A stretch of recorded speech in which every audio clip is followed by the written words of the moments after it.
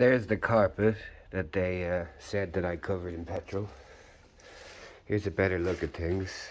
I don't know, the TV's smashed up, I think. It's years old.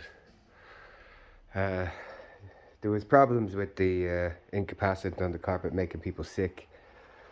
But the funnier part is that allegedly, a court of guard of Brian Gillen, Michael Mullen and a few others, I covered this place in petrol, which would mean all of this cladding, you can see it here, this would have to be pulled up. But it wasn't, of course, because no fucking petrol was spilled here.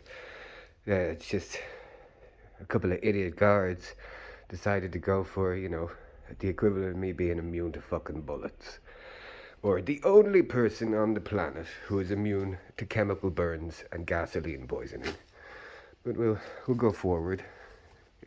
I'm not even going to fucking apologize for the mess because, fuck it, my life is destroyed and empty.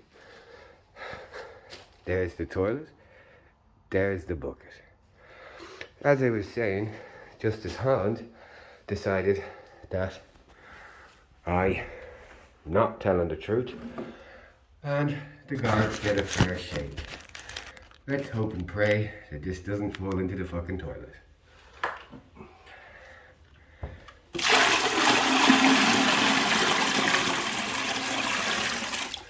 Bucket one. One more bucket down the line.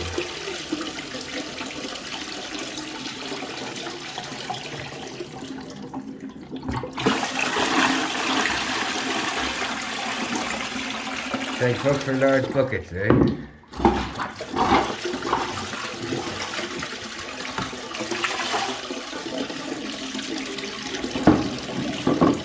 And that's the toilet flushed.